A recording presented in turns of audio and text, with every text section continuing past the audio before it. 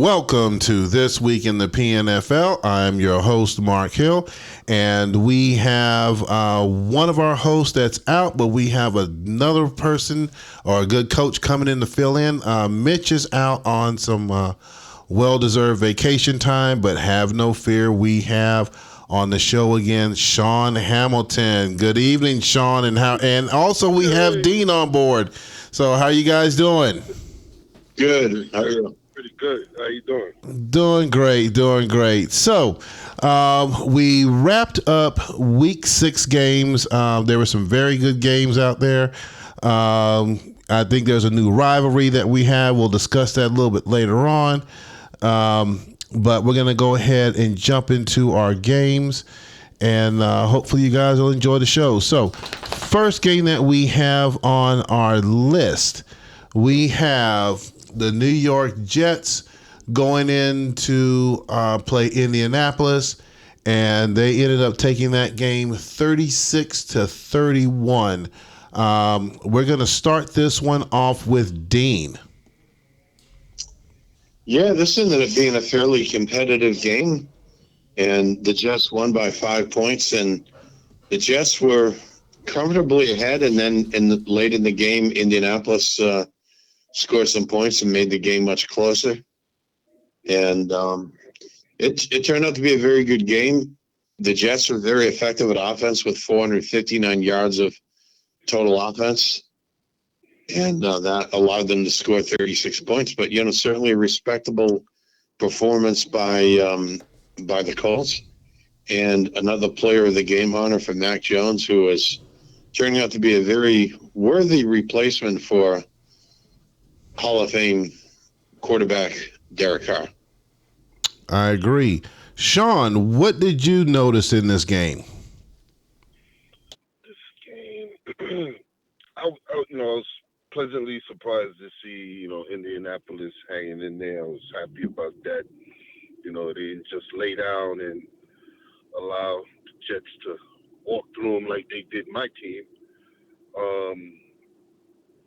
Pretty close game, right? So you're looking at the stats, the rushing yards is, 114 to 115. Passing yards, 345 to 261. Got the one pick on Indianapolis side. No fumbles. Jets had one fumble. They didn't lose it. You got to keep the Jets off the scoreboard, right? They've, in weeks, lighted up. We expected that this week, but surprisingly enough, the coach showed up and made it a game. Happy to Tim out there making. Oh yeah. Well, the one thing that I've noticed with a team like the Jets is the best way to beat them is keep that offense on the sideline. Don't let them on the field. So if you have your you got to make sure that you have your offense lined up. You got to be able to drag it out. Do not get into a track meet with them. You will lose. If you're going to go back and forth, just score. Okay, I scored, your turn, and they're going to score right back. You can't sustain that track meet. You can't. For them, it has to be a marathon. You got to stretch it out and keep that offense on the sideline. That's the only way I think you can have a chance by going up against them and trying to take out a victory. Like I told you guys at the beginning of the season, they're on a mission this year.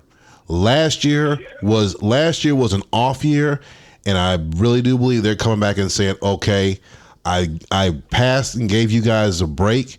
Now I'm coming back and show you what I got. So don't get too complacent. So next game, we have Minnesota hosting New England, and I have no idea what happened with Coach Mox, but Minnesota ended up taking this game 23-3. Sean. Yeah,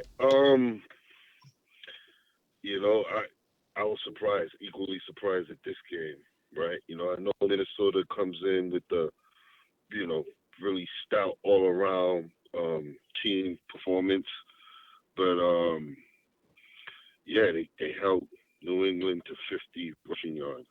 right? That might have been the tail of the tape right there. Forced them to turn the ball over. Um, the longest run was 8 yards. You know, um, Minnesota. Their offense is systematic, right? You don't see a lot of frills or whatever. Very efficient, and you kind of figured it would go that way, but yeah, not like that. So for me, it was surprising. Yeah, for me as well. Dean. I have to tell you, both, I was not surprised by this, and I also have to give Mitch what I think he's due for here. He had expressed he was a bit disappointed with some of Minnesota's performances, and he said he was off the Barney train, and that not only was he not picking Minnesota to win this game, he picked New England to win, and I believe he made it a lead pipe lock. And I thought that was a mistake. Yes, Remember, he I said did. He last made week, a, he made a lead pipe lock. Yes, he did.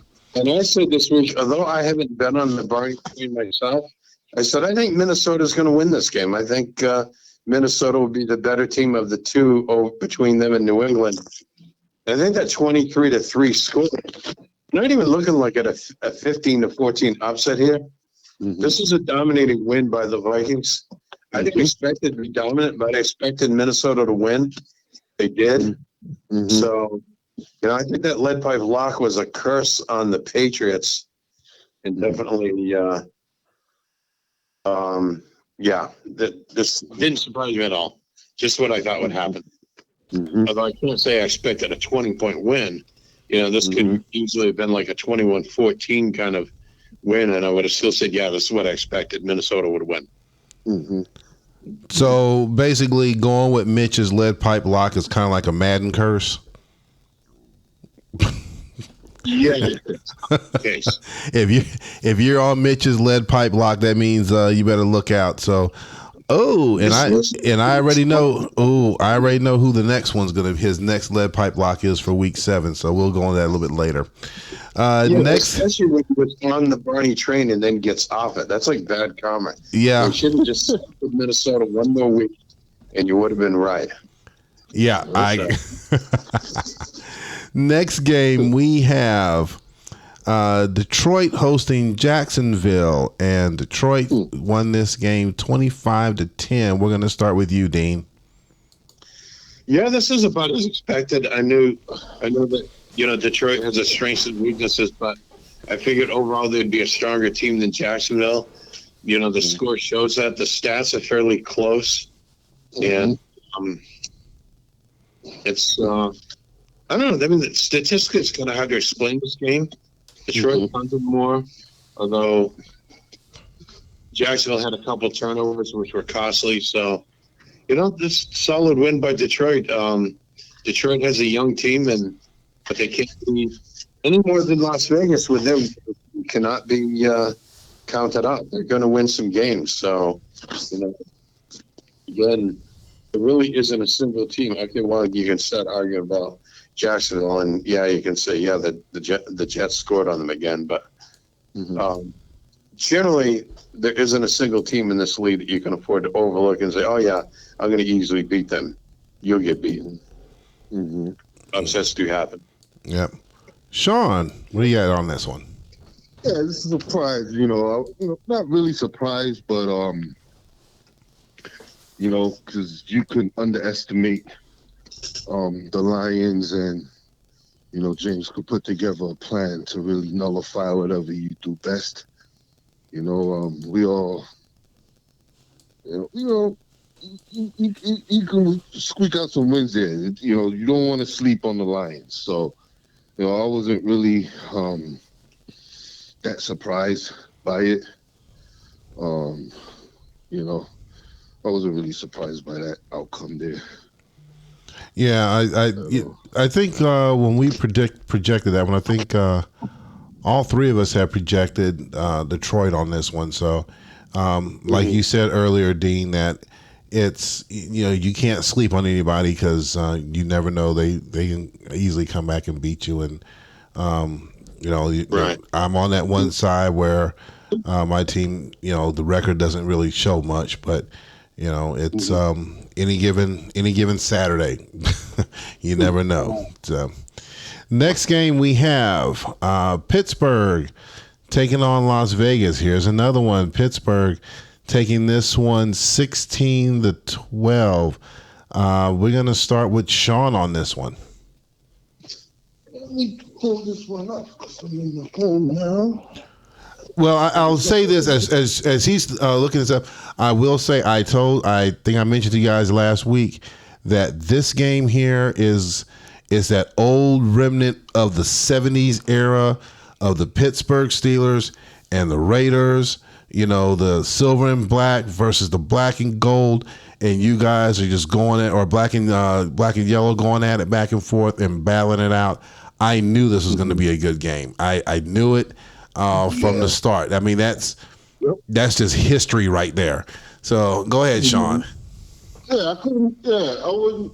Either way, I feel the same way about Vegas that I feel like the Lions. Right, if you sleep on them, they will, surprise you.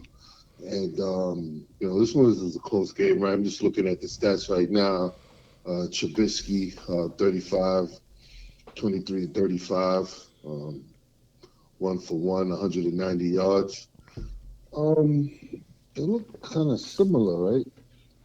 Well, Watson 100 yards passing. This is a weird game to kind of predict. Looked like it was a defensive battle. 4 fumbles?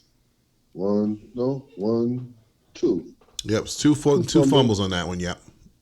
Yeah, and But they weren't lost, though.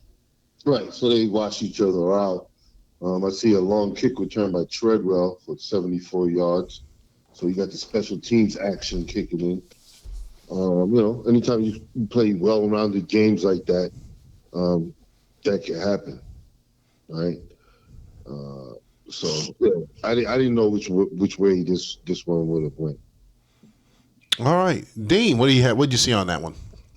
Yeah, this is definitely a close defensive struggle, but I think the key difference here is the Raiders' offense wasn't as effective as it could have been. I mean, this was clearly a winnable game for the Raiders, and I think the new coach of the Raiders is going to be working on that offense a bit. I think he's probably fairly, and I would be generally pleased with the defensive performance. He held a pretty solid team to 16 points scoring, and that's not bad. But, as we heard Jerry say when he was on the show in an earlier episode, you try to hold the other team below 20 points, and you want your offense to score more than 20 points so you can win more often. And I think really all that the Raiders lacked in doing this is scoring a couple more times on offense. They had some opportunities and, moved the ball downfield and didn't, I believe there's some missed field goals, if I remember right, and they didn't convert some of those opportunities into scores or touchdowns. So I think the new coach will continue to get better on offense, and I think that will result in the Raiders winning some games, going down the stretch as the season progresses. Mm-hmm. Yeah, for the Raiders, they were 1 for 3 in field goals. Longest was a 41-yarder, and for Pittsburgh, they were 3 out of 4 with a 43 as their longest for Buckner. So definitely, they're going to take a look at that special teams and for the kicker to find out, hey, this was a winnable game if they would have went 3 for 3. So definitely, that was it. So next game we have Chicago going into LA, and the headaches continue for our champions with Chicago taking this game 35-21. We're going to start with Dean. Yeah, this was a tough opponent for the struggling Chargers to take on, and as you said last week, it appears that their attendance at that AA meeting continues to take place. I predicted that Chicago was going to win this game. I do believe that they were the stronger team, and I think it was Mitch or someone who suggested that this was maybe an opportunity for Chicago to show that maybe they were the team that really should have been playing the Chargers in the Super Bowl last season and show what what they would do with that opportunity. And I think in this game they definitely proved themselves to be substantially the stronger team. The game was a bit close, and I think Chicago scored a couple times in the fourth quarter, took control of the game, and that's what a winning team that's capable of winning a championship is able to do. And I think we can definitely see, even with the kind of merry-go-round they have at the quarterback position in Chicago, we see that Justin Fields is resuming his seat on the bench and Sam Darnold is starting again here. But overall, Chicago is a solid team, and they're definitely the real deal. They're definitely a very likely playoff contender this season. All right, go ahead, Sean. You're up. What's this? Chicago? Yep, Chicago, LA. Yeah, yeah. It was kind of felt like Chicago was going to pull it out, but I don't ever want to write off the champs. Champs got rites of passage. You know, Steve could turn this thing around at any moment. Um, it was close. Uh, just looking at the stats here, LA was able to throw it around. Um, a little low on the Russian side, and then Chicago looked like they was committed to the run. Put 145 on the ground with another 302 in the air from Donald. 3 touchdowns from Donald. So Chicago did Chicago things. Get out ahead of you and get the score up there. But it wasn't a game that they ran away with by far. The score kind of looks a certain way, but just looking at the stats, the champs were able to move the ball up and down the field. So Yeah, I see that as well. But when you've only rushed for 50 yards and your opponent went for 145. I mean, you're already at a disadvantage. And then if the passing yards are pretty much equal, you beat them in the passing game 335 to 302. So where's that difference at that disparity? And right now I see it with the 50 yards versus the 145. So I think that has a lot to do. That definitely played a lot into it. Like I said before with the Jets game, you got to keep them on the sideline. I mean, also Chicago had the ball for 35 minutes versus 24 for LA. So you got to be able to hang on to that ball a little bit longer. And if you don't, Chicago's another team like the Jets. The only way you're going to beat them, you got to keep them on the sideline. You can't let them be on the field. If they're on the field, you're in trouble. You got a tough task ahead of you. So it's another one of those teams. Keep them on the bench. So, yep. As we're coming down to wrap up our final games, the next one that we have on the list is Atlanta hosting Anaheim. Atlanta hosting Anaheim. And on this one, Atlanta ended up taking this game 21-10. We are going to start with you on this, Sean. And then after that, we're going to move it over to the coach and let Coach talk about his game against Anaheim. So go ahead and take it away, Sean.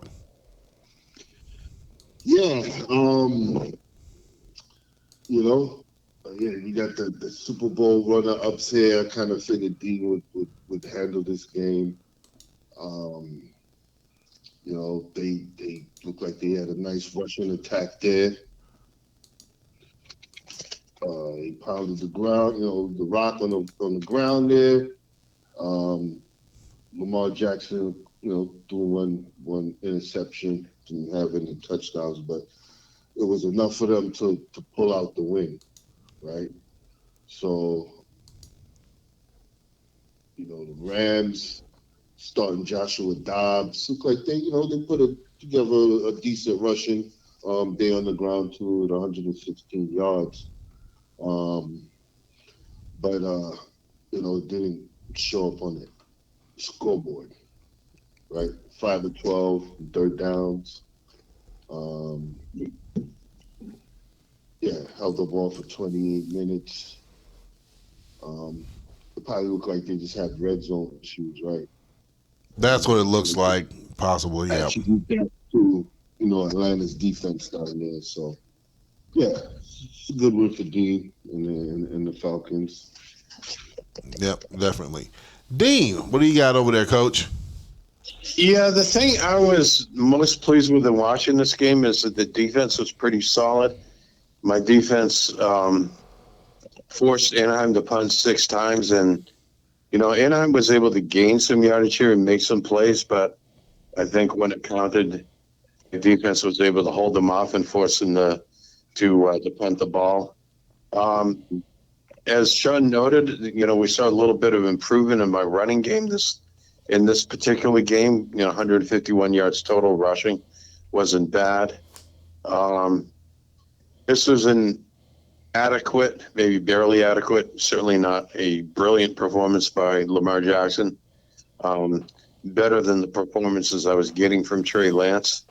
Um, I don't know if that kind of quarterback performance is going to be sufficient in the long term. I don't know if that kind of quarterback performance is going to be adequate in some of the, I'm over the next several weeks approaching the tougher part of the schedule, so that's going to be a challenge still. I think it's going to be even more important for the defense to play the way it did in this game against the Rams in order to stay competitive, because you clearly see we're not exactly going to be lighting it up on the offensive scoreboard, so we're going to have to keep the other team scoring down to stay competitive in these games. Yeah. Okay. Next game that we have San Francisco going in to play Washington, and Washington squeaked away with a 17-15 victory on this one. Dean. Yeah, I have in my notes here that I said that Washington was going to win and not cover the spread, and this is very interesting the way this game resulted. I think if I had told you that the 49ers were going to have 38 minutes and 59 seconds time of possession, and that the Redskins were going to only get 10 first downs, I think you would have predicted that the 49ers are going to win that game pretty easily. But in the process, 330 yards of total offense for the 49ers only translated into 15 points. Mm-hmm. And at the same time, the Redskins managed to score 17 points on only 178 yards of offense. I think what it shows is the Redskins made better use of their opportunities, even possessing the ball only a total of 21 minutes and a second. So tough game for both teams, but, again, Washington is a very competitive team, and, Jerry has proved to be over the last 5 years one of the best coaches in the league, and he can win tough games and close games and not worry about covering the spread. But it gets the W's, it gets the wins to help win the division and go to the playoffs. And Washington did all of that. All right. Yep. Sean, what do you got on this? Yeah, you mentioned about keeping teams off the field and holding the ball. The thing about that is, you hold the ball for 35, 40 minutes of the game, you got to score, right? So you got to complete the other half of playing takeaway, right? I forgot to Away. put that in there. You got to score.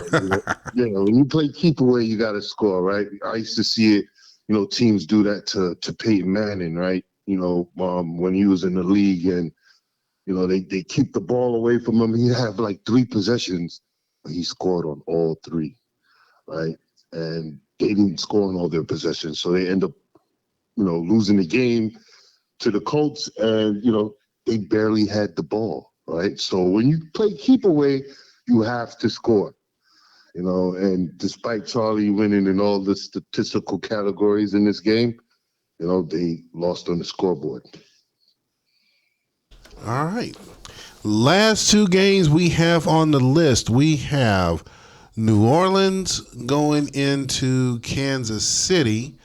And Kansas City, it was a tough battle, but Kansas City ended up taking this one 27-24. We're going to start with you on this one, Sean.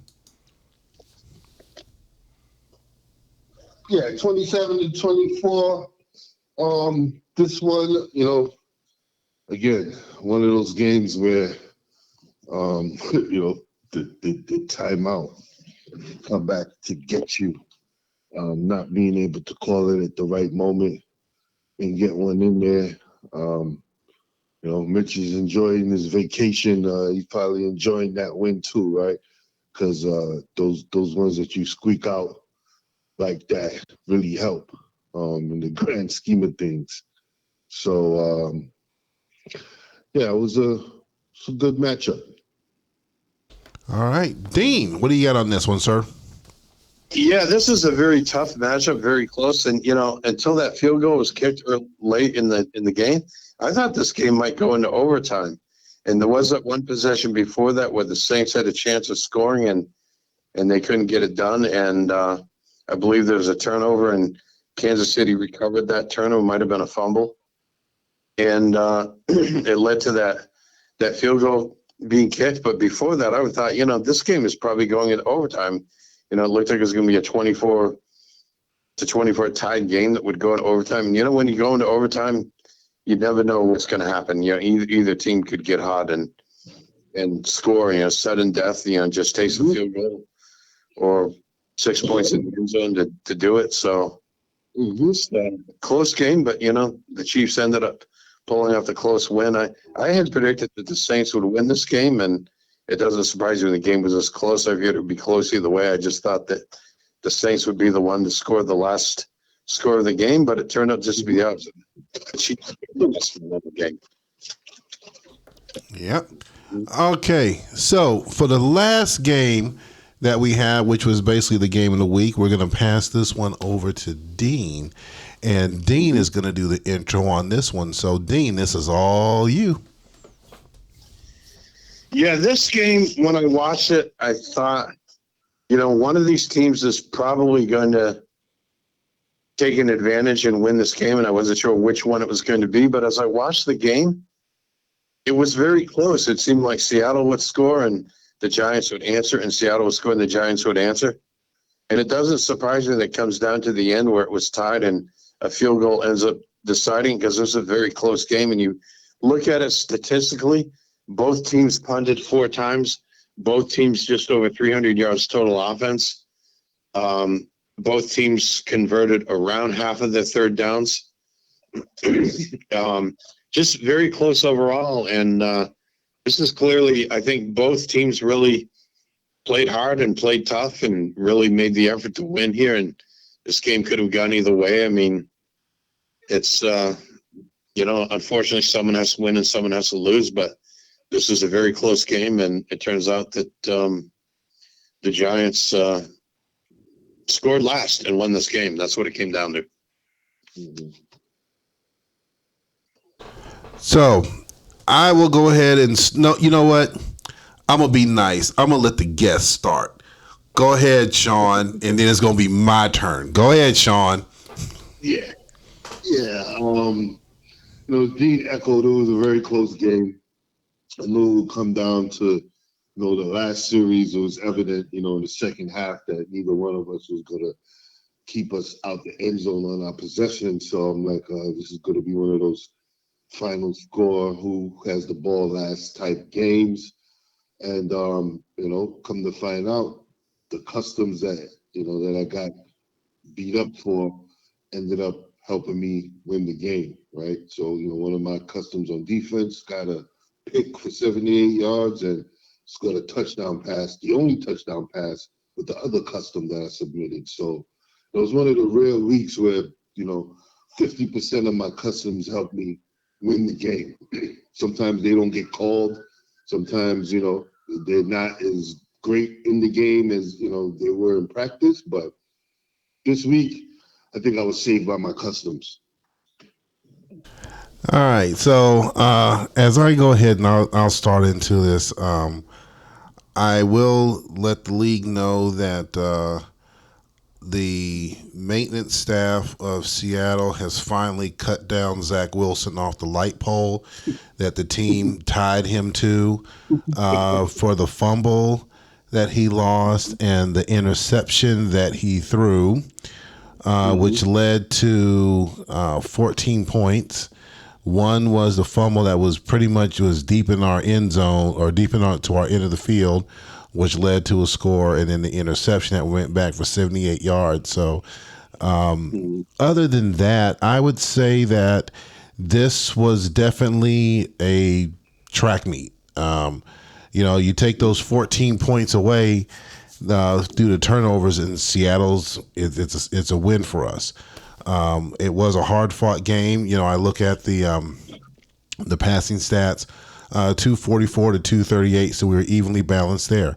The rushing stats, 96 to 84, even on that. I mean, just looking at everything side by side, going straight down the line, they all lined up. As a good matchup between both teams. Seattle gave up 1 sack. Giants gave up 2 sacks. So the sack issue, the problems that I had with my offensive line blocking, seems as if we've slowed the bleeding down to a trickle, but we're still doing that. So the penalties, 1 penalty for each team. So time of possession was equal. So it basically came down to the 2 turnovers, and I gave Sean some ribbon on the email and pre-show, but I'll definitely say it was there is no, it's not a hollow victory. I mean, we're still 1-5, so but definitely was a hard fought game by both teams, and it was a good win, hard fought win. Yeah. Definitely. And I hate these close games, right, Mark? Because I almost wanted, because I was watching it on my phone and I almost wanted to just cut my phone off. When I saw we were tied, I was like, I can't watch this shit. That's when you start looking to see how much time is left. It's like, okay, who's going to have the ball last? Yes, definitely. So, Hats off to you for having a great matchup, man. Oh, well, thank you. Thank you. I think being 1-5, your Seahawks are going to have to take it out on some of your upcoming opponents in these coming weeks and get some of those wins back at the expense of some of those teams that you play. Yeah, like Richard Pryor said, you get beat down, you gotta go home and take it out on somebody. So I got to do that. So yeah, those teams that are playing you in the coming weeks, that's who you're going to take it out on. Definitely, because the last you lose when you quit, Mark. Right? Yeah, last couple of weeks games have been good. I mean, it's just on the losing side. So yeah. Yeah, you continue working on your offense, and I think Zach Wilson is going to have some better days passing. I mean, these stats weren't that bad. 21 out of 35 is a respectable completion. I know you want better, but it's not like Trey Lance doing 32.4% in that game. That was a disaster. So right. you have something to work with there, and I think you'll continue to work with that and find a mix of passing plays that will allow Zach Wilson to put up some better numbers. Yeah, that's the idea. So, all right, guys. So as we wrap up that first segment, great chatter, good banter going back and forth, and good discussion and topics, analyzing the previous week's games and teams. So as we pivot over to the second segment, there's been some talk on the forum regarding custom plays and the play designs. I know that there's been comments, pros and cons. So what we're going to do on this one, we're going to go in there and have a discussion on this. Obviously, we're going to, just kind of expanding it out there and just throwing some thoughts out there from the two of the guys that do a lot of play creation for the league. So I think I'm just gonna open it up and just let them go ahead and go for a bit to kind of discuss this and try to air it out. Obviously, if you guys have some more comments to it, you have the forum and the emails and that type of stuff. So I'm going to go ahead and start with Sean and just open it up to him as far as the events from the past week regarding the play designs and basically play design rules and callings or just plays. So go ahead, Sean, take it away. Yeah, I mean, eventful situation here that garnered a lot of input. Um, me and Dean over the years, we've to create plays and bounce ideas off of each other. We typically ask, what kind of customs you creating this week, and we try to identify, play types that don't have really, enough good plays in them, and try to identify those and create plays for them. But it's not easy getting the approval, right? I'm no saint. I've probably caused Charlie to for his whole head to turn gray with some of the issues I've submitted with my customs over the years. So I understand the frustration. You my only ask is to not create rules out of frustration, right? Because there's enough rules in the game already, just for us to be able to, get the competitive play from it that we expect. So, I don't really have anything bad to say, other than, you know, don't penalize the play creators, right? We're not, our envision is to not have everyone running around with the same game plans, right? We got enough plays in the play pool that are stellar and produce. And the more plays we add to it, the less similar our game plans can look, right? We don't want to get to the stop game plan era, and creating customs every week and off season is, a great effort to try to thwart that. So, moving forward, adhere to the rules and the regulations, but not get, carried away with the stuff and stifle innovation or stifle the play creators, because, this is what helps keep our products fresh. All right. Dean, what do you have on this, sir? Yeah, I was going, so I'll echo everything that Sean just said and add to that. When I first joined the league, um, we had someone coaching the Jacksonville team named Eric Davis, who was a very good play creator himself, and he created some of the best plays and most commonly used plays. And in those days, a lot of his plays were quite dominant. They're still in the playhouse today as JJ. Now, I know the current Jacksonville coach has created some new plays as well, but most of the JJ plays were the stuff that Eric Davis created, and they were some of the best plays. His passing plays were so effective that passing stats all around the league went up, and at one point, the league made an adjustment, actually lowered the strength and intelligence and discipline in quarterbacks to kind of tame those stats a bit. We also had implementation of the so-called zone rules and passing plays, where your primary receivers, the first and second checked, have to be within 10 yards of the line of scrimmage on short passing plays and 20 yards on the medium passing plays. Part of that was to make the plays a bit more realistic. Obviously, if you created a play that sends four receivers 40 yards down deep and you save it as pass short left, that's a little unrealistic. But even within those rules, so many of the plays that Eric Davis created were very effective. And, I wanted to be able to create effective plays and add them to the play pool as well. And I've made quite a bit of effort over the seasons. And yeah, I submitted some plays that ended up being not very effective. And I've asked at times for some of my older plays that were not as effective to be deleted, because I do know we have a limit on how many play slots per category the game will recognize and whatnot.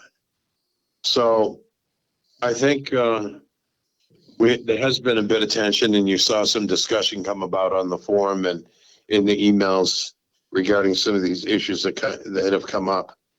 But I think we should all recognize, including those of us that do submit new plays and those of us that sometimes do it, or those of us that don't do it at all, that there is a value in keeping the play files fresh and updated. And, as I said before, there's a bit of an arms race that goes on in which we try to create better defenses to stop the successful offensive plays, and we try to create better offensive plays that will break the defense and score more. And it's a constant struggle between offense and defense. And, those that are creating plays as well as those that are not creating plays and selecting the best plays in their game plans every week know how important that is. And so I think maybe a lot of what we're just trying to communicate through some of the discussion that goes on is just that, we'd like a little bit more appreciation for the effort that we're making and a little more support for what we're doing and a little recognition of how important it is, because it is important. And, not everyone does it and not everyone is expected to do it. This is a league where you can be successful as a coach without submitting a single new play ever. And that's fine, because for some people, the part that they may enjoy most is the other aspects of the game. That they might want to be focused on being a GM, focused on putting together game plans and profiles.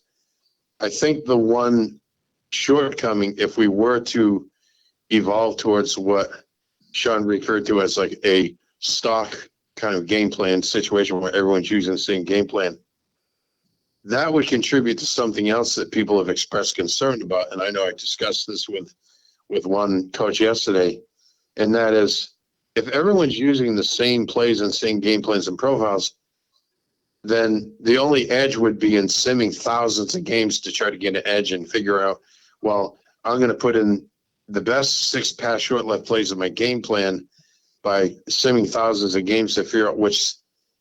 And although some have found it effective, and most of us have probably done our share of simming games to try to make our plays and our game plans more effective. At the end of the day, we should ask the question, is it really real football to sim thousands of games to just figure out, which play is slightly better than the others that would give us a slightly better chance of beating the team we're winning this weekend? Because we are, after all, wanting to be realistic. We're wanting to emulate NFL football. And that's another issue in addition to this issue regarding custom plays.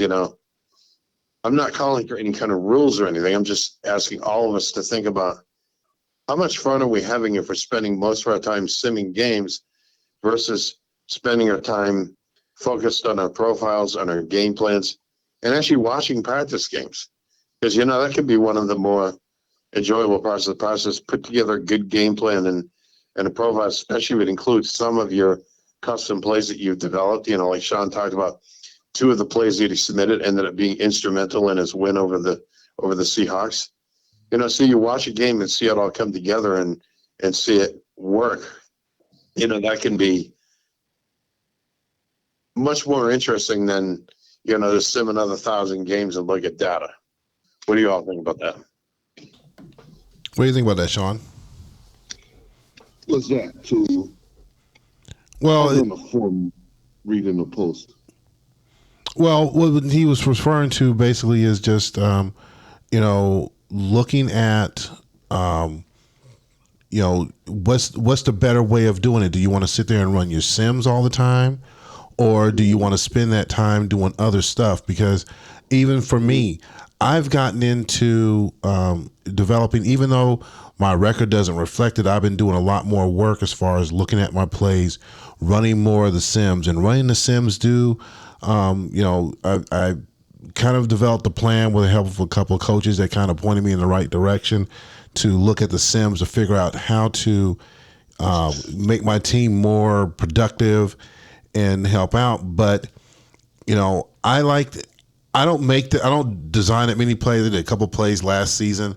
I'm going to do a couple more this week that I'm going to try my hand at it again and try to add a little twist to it. But, I understand, there's the rules you have to follow, but I also understand it's a lot of work for the commission to go ahead and review all these plays. But trying to find out where that balance is. For me, I don't want to sit here and run sims all day long. Right. But I also want to be able to put some plays in there that I think are going to work out. But also, we also have to look at too, there's individuals, we have our coaches, and let me take this to the side for a second because it just popped into my head as Dean mentioned something to me.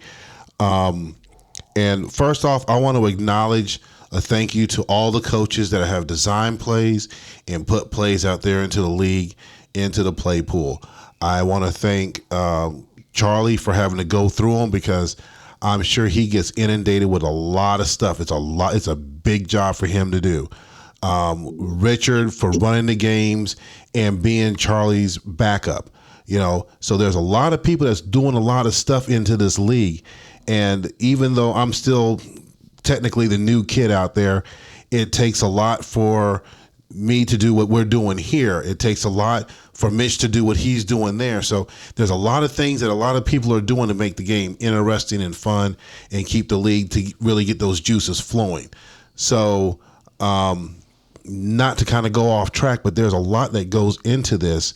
And I think that having this mixture in here is good for the league, but I also think too we have to be cognizant of the effort that goes into it to try to make sure that the plays that we put in or the plays that we submitted are being able to be looked at and be reviewed, and also to kind of add a mix to it. So where that balance is, I don't know. Maybe we cut back on the number of plays we put into the week so Charlie can have some, so he's not inundated with or just swamped with all of this. Maybe open it up and have someone doing a secondary backup. I don't know, what's the best way to do it. But I think having the plays, having that mix in there is good. But also we have to weigh in the amount of time that it takes to review them on the back end. And it sounds like I'm playing both sides, and I'm not. I'm just trying to say, guys, we got to look at everything. Look at the whole picture, because you may have someone that's just making plays and saying, "Okay, here you go." Well, someone has to look at it. So, am I making sense on that? I mean, because you guys are the play developers, you guys do the work. So, am I making sense on it, or is it just kind of? That's me. Yeah, makes perfect sense. Makes perfect sense. Yeah. So, and like I said, maybe cut back and say, what is it right now? Is it 3 plays a week that we can submit, 3 on offense, 3 on defense, or is it 4 defense? It's what now? It's 4 offense, 4 defense. Okay, maybe cut that back. I don't know. That could be something that can be discussed, and at the end of the day, it's going to be Charlie and Rich that says, "Hey, this is what it's going to be." But I do like having that mixture of plays in there. So. But anything else you guys have on this topic? We're going a little bit long, but any other comments you guys have on this topic? I think we're ready to discuss this week's upcoming games. All right, are you ready? You ready for this, Sean? Yeah. All right. Oh, yeah. So as we come down to this last segment, because we are going a little bit long, what we're going to do is we're going to go through the normal situation, the normal scheduling or picking of the games. And Sean, since he is our guest, he's going to be picking games right along with us. So first game that we have coming up is Atlanta hosting the Jets. And we have the sporting books giving the Jets 13.5. Mitch, even though he's not here, he's here with us in spirit. He is picking the Jets as well. And we're going to start this one off with Sean. What is your prediction on Atlanta and the Jets? He has his hands filled. It's his task this week to make Mac Jones not be the player of the week. I'm fully confident that he's able to do that, but to pull out the win against the Jets would be a tall order, right? It's not, far-fetched or impossible, but right now they're just humming on all cylinders. Hopefully, Dean, you can pull it off, but with you being in the division, I would rather you not. But that's my take. So you are taking the Jets on this one? I'm going to take the Jets on this one. All right. What do you have over there, Dean? Don't go doing a Pete Rose on us. No, what I have here on this one is I think it's easy to pick the Jets if you're going to look at stats and you're going to look at conventional wisdom. And, you're going to look at what Mac Jones is doing, and you're going to look at a lot of things. But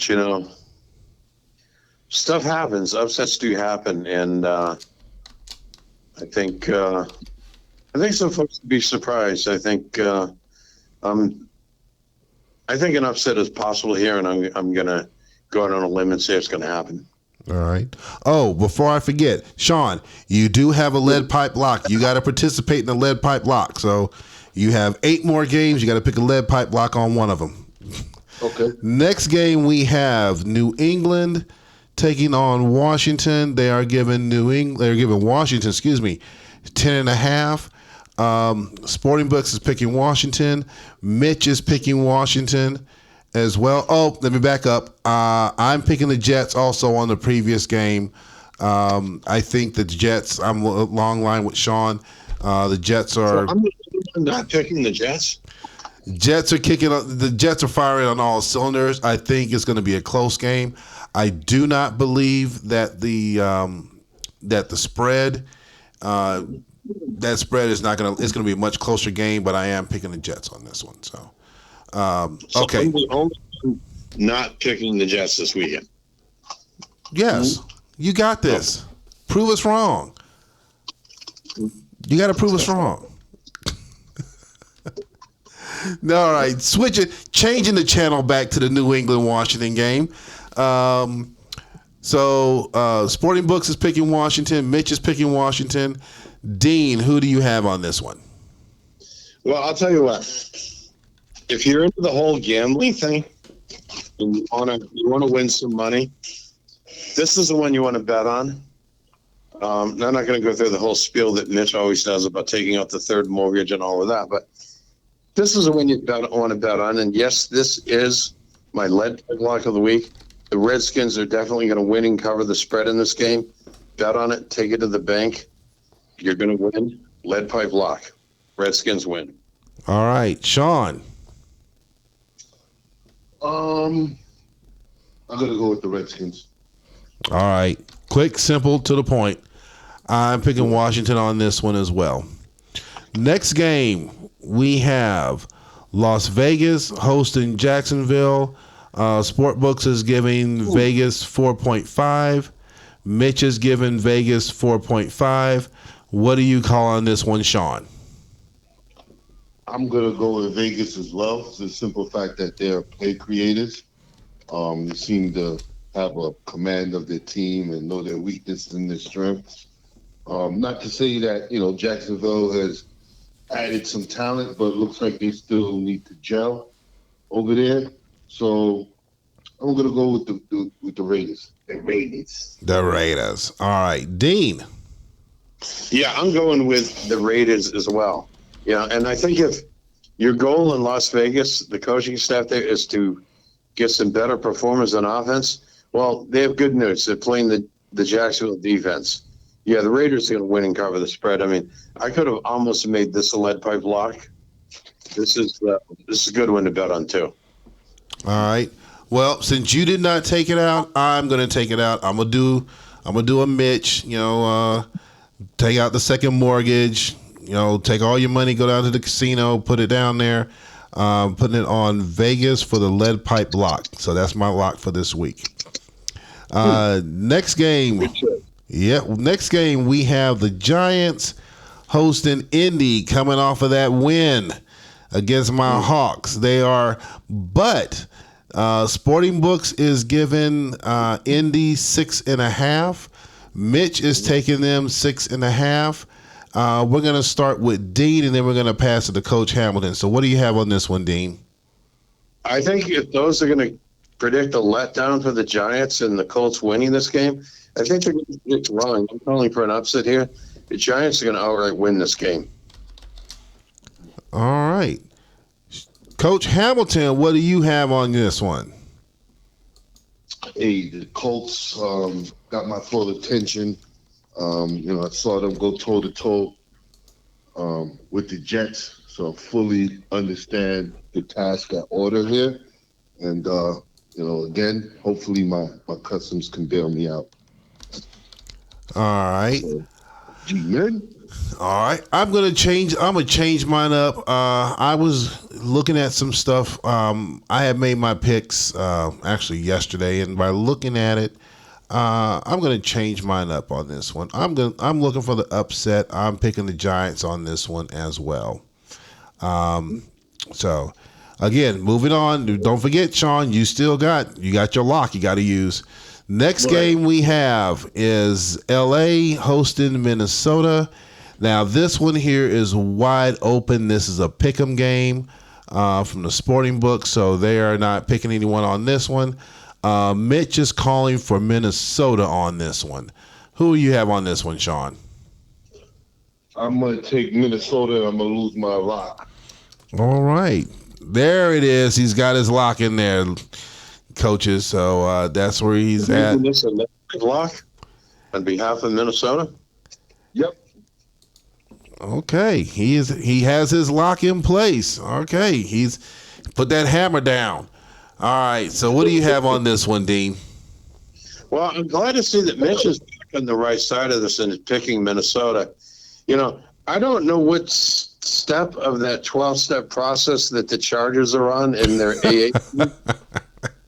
I think I'm gonna ride the Barney train on this one and say it's a pick 'em. Minnesota's gonna win.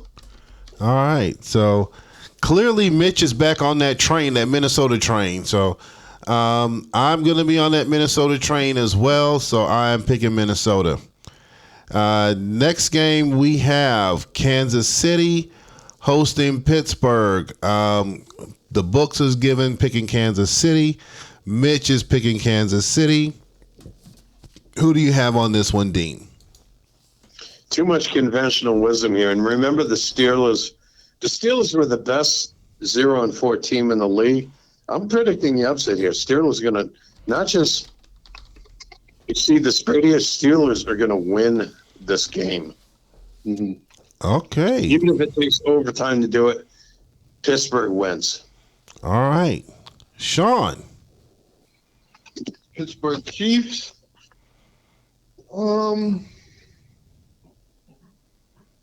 Pittsburgh Chiefs. Yeah, I'm gonna say Mitch had too much fun on his vacation, and his better half maybe not allow him to have his laptop with him, so he might mail in some plans. So I'm gonna go with Pittsburgh as well. Oh, going for the upset. Okay. I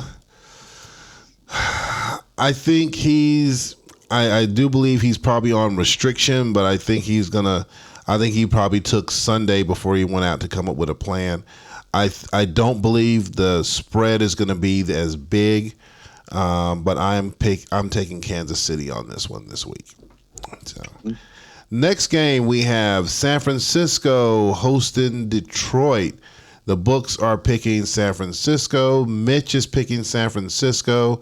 Sean, you're up. What do you have?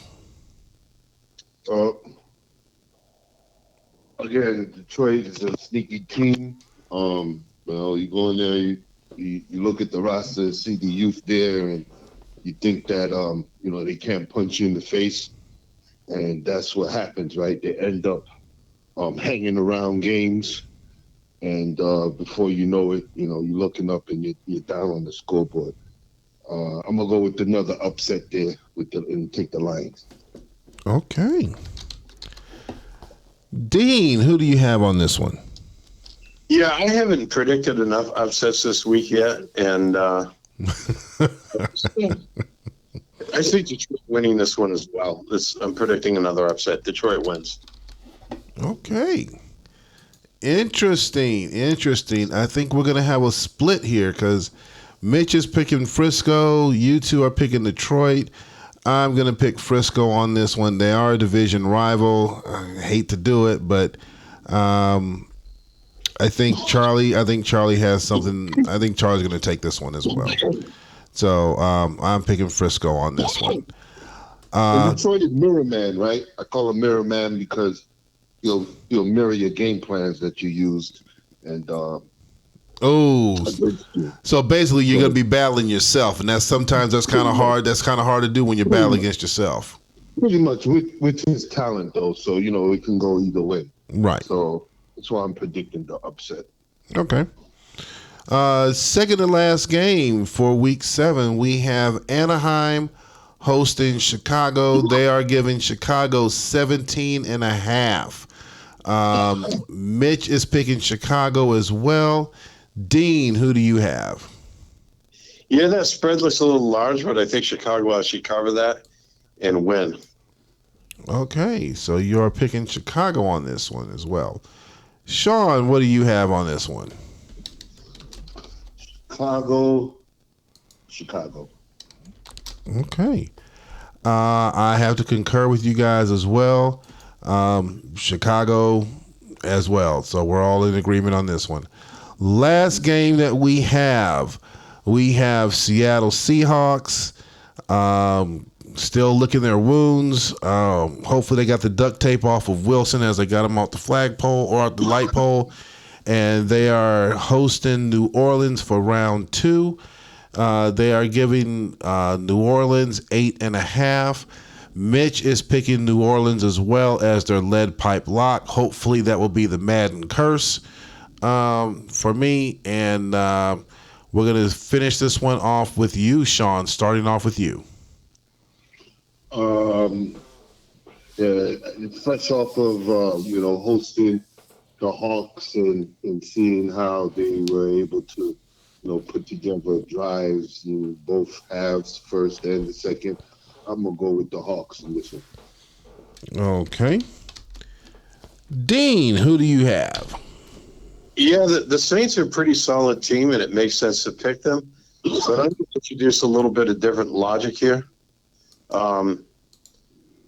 The Saints lost to my team in the first week of the season. My team lost to the Seahawks. So I think logic says here that the Seahawks are going to pull off the upset in this game and beat the Saints. Okay. For me, obviously, I cannot go against my team. I will say that I've learned a lot from playing New Orleans the first time. There's some things that we're doing a little bit different now. Hopefully, we can throw some more wrinkles and catch them off guard. I think we have a couple things in mind, and of course, I gotta go up my Hawks. Go Hawks! So yeah, I think that's a good policy not to go against your own team because the one week that I did it, I was wrong and ended up winning that week. Exactly. You can't bet against your own team. Come on now. That's the Pete Rose effect. You can't do that. Yeah, that's blasphemy. Yeah. Yeah, that's the Pete Rose effect. You can't do that. No. If I'm going up against the Jets, I'm picking the Hawks. I'm just doing it. So, all right. So as we do what now? I made that pick this week. Jets. No. So, as we come to wrap this up, I'd like to thank our guest host Sean for coming on this week with us and discussing some things. It's nice when we get a little mix up. Some other coaches on here, and kind of get their ideas and views, and especially since he's one of the guys that helps design a lot of the plays out there. It's nice to get your take and get your opinion on it. So. From myself, I definitely want to thank you for coming out this week. It's an honor having me here, man. You guys have been doing a great job. You and Mitch starting it out and then bringing Dean on. It's been, another wrinkle to the league. It gives it some substance, right? I think last I heard there was somebody on the waiting list to join. You guys are doing great stuff and adding more value to the league, right? Outside of the forum and emails, and now we have this channel. I like the growth, and I like the format. So keep up the great work, man. Oh, well, thank you. I enjoy it. So as we come to wrap this up, we're gonna have Dean give the final input, and we're also gonna pull in Mitch's spirit. So any final words you have for us, Dean, before we get up out of here? Yeah, we have some tough games this week, and I predicted a number of upsets. And as Mitch would normally say, let's get it. Yeah.